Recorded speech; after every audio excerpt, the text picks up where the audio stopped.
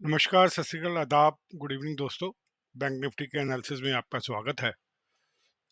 जैसा कि हमने कल चर्चा करी थी कि अगर बैंक निफ्टी 43,900 के लेवल को सस्टेन करेगा तो 44,000, 44,100, 44,200 और 44,250 का लेवल हमें दिखा सकता है। आज सुबह बैंक निफ्टी 43,992 का हाई लगाकर और इसका लो लगा है 43,446 का। और हमने कहा था अगर 43,900 के लेवल को तोड़ता है और फिर 43,700 के लेवल को तोड़ता है तो बैंक निफ्टी जो है 43,600, 43,500 और 43,400 लगा सकता है। बैंक निफ्टी ने अपना लो 43,446 लगाया है और जो क्लोज हुआ है वो 43,698 पे हुआ है। कल बैंक निफ्टी की वीकली एक्सपायरी है, कॉशियस डे है। अगर हम देखेंगे तो बैंक निफ्टी जैसा हम कल भी चर्चा कर रहे थे कि बैंक निफ्टी ने जो अपना हाई है वो 44,151 का लगाया है, जो यहाँ पे लगाया था। और जो नेक्स्ट कैंडल थी उसने इसका बताना शुरू कर दिया था कि यहाँ से इसका डाउनफॉल शुरू हो रहा है। अगर हम 14 दिसंबर की कैंडल को देखेंगे और उसके साथ उसके मैचिंग वॉल्यूम्स को देखेंगे और जो यहाँ पर हम बात कर रहे हैं कि यहाँ पर भी दो बार टच हुआ है, 44,151 10 पैसे का फ़र्क रह गया था और यहाँ पे 44,144 जो ओपनिंग ही हुआ था। इन दोनों के जो वॉल्यूम्स हैं वो अप्रॉक्सिमेटली देखेंगे, एक ही वॉल्यूम थोड़ा-सा ज़्यादा था जो कि नेगेटिव रहा है और जो दूसरा वॉल्यूम था वो एवरेज बिलो ही रहा है। तो यानी कि मोमेंटम जो आना चाहिए बुल्स का वो आ नहीं पा रहा है। और अगर इस कैंडल को देखेंगे हम और ये कैंडल देखेंगे तो ये कुछ सिमिलैरिटीज आने की कोशिश हो रही है और हमने चर्चा भी करी थी शुक्रवार को। आप हमारा वीडियो दोबारा जाके देख सकते हैं। उसमें हमने एलियट वेव का जिक्र करा था कि एलियट वेव की जो फिफ्थ वेव है वो यहाँ पर खत्म हो रही है। बट एलियट वेव की फिफ्थ वेव वहां पे खत्म होगी कि नहीं होगी उसकी संभावना ही रहती है, वो प्रोबेबिलिटी है। अब कुछ ऐसा लगता है कि वो प्रोबेबिलिटी जो है सच्चाई में बदलने लगी है, बट वो तभी हम कह सकते हैं यकीनन जब ये 4-5 या अगला हफ्ता भी नीचे का डाउनफॉल दिखाएगा हमें, तो हम कह सकते हैं कि जो fifth wave of the Elliott wave थी वो यहाँ पे खत्म हो गई है। अगर हम आज की बात करें कि आज जो बैंक निफ्टी ने करा है और जो कल आने वाला है उसमें क्या होगा।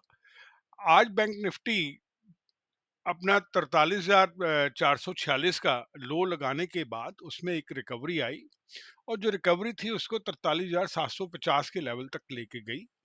अब ये एक, अगर मैं दोबारा डेली के एनालिसिस में आऊं, हम यहाँ पे कह रहे थे कि 43,500 एक बियर का एरिया था जिसको बुल ने ऑक्युपाई कर लिया और फिर हमने कहा था 43,750 एक लेवल है जिसको बुल ने ऑक्युपाई कर लिया और कल हमने कहा था कि 43,900 का एक लेवल ऐसा निकल के आ रहा है जो कि बुल अपना बुल अपना जमावड़ा वहां पे जमाना चाहते हैं।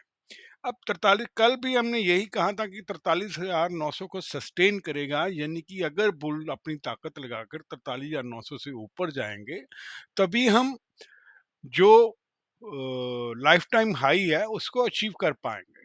बट बियर्स की जो पहली मूव ही थी 5 मिनट की, उसी ने ही कुछ बता दिया था कि ये जो मूव थी, जब ये 43,992 को हाई लगा के नीचे आना शुरू हुआ तो बियर्स की मूव थी कि वो अपने इलाके में दोबारा आना चाहते हैं। वो 43,446 तक आए बट पुल ने फिर भी उनको खींच के उनके लेवल 43,500 और 750 तक पहुंचाने की कोशिश करी है। हम ये मानते हैं कि बुल जो है अभी 43,750 का अपना सपोर्ट का एरिया लेके बैठा हुआ है।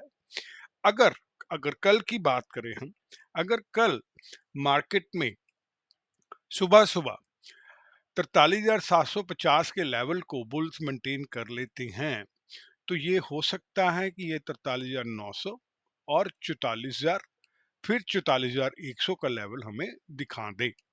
बट अगर ये 43,750 को सस्टेन नहीं कर पाए तो ऐसा लगता है कि ये नीचे का रुख करते-करते हमें 43,600, और अगर 43,600 टूटा तो 43,500, 43,400 और 43,300 के लेवल हमें दिखा सकता है। कल एक्सपायरी है। एक्सपायरी के वक़्त में एक स्ट्रैटेजी है जो मैं आपसे डिस्कस कर लेता हूँ। स्ट्रैटेजीज़ में जो हम एक्सपायरी की स्ट्रैटेजीज़ यूज़ कर रहे हैं पिछले कई दिनों से, उसमें हम ऑप्शन डाटा को हर घंटे नोट करते हैं कि ऑप्शन डाटा का कॉल राइटर कहाँ पर खड़े हैं और पुट राइटर्स कहाँ पे खड़े हुए हैं।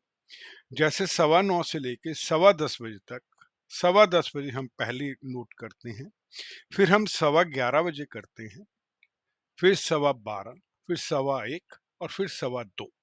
उसके बाद आप अपनी बेल्ट को फास्टन कर लें, और 2:30 बजे के बाद आप ये देखें सारे चार्ट को एनालाइज करके कि इसमें से कॉल राइटर कहाँ से भाग रहे हैं और पुट राइटर कहाँ से भाग रहे हैं।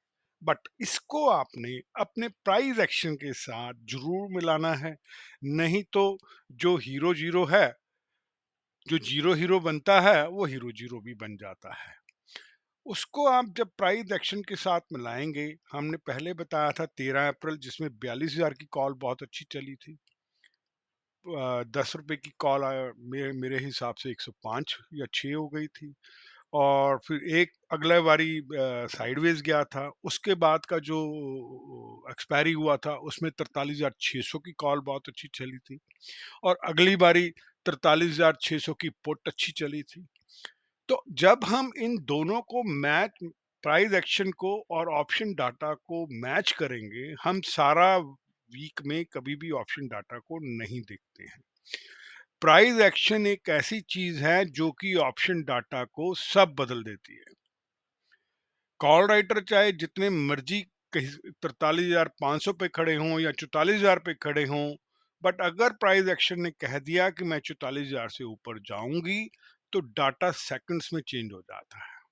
तो आप जो भी ऑप्शन का डाटा देखें, उसमें जहां जहां कॉल राइटर या पुट राइटर खड़े हैं, उनका डाटा हर घंटे का नोट करते रहें। 2:30 बजे के बाद अपना जो भी कॉल या पुट प्राइस एक्शन के हिसाब से लेनी है वो लें।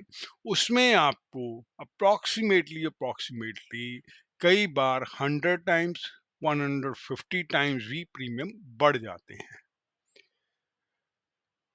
ये जो वीडियो हम बनाते हैं ये एजुकेशनल पर्पस के लिए है। आप अपना जो भी ट्रेड लें वो अपने फाइनेंशियल एडवाइजर से सलाह करके लें। अगर आपको हमारा वीडियो अच्छा लगता है, इसको लाइक और सब्सक्राइब करें और शेयर करें। हम आपके बहुत आभारी रहेंगे। धन्यवाद। Thank you. Happy trading.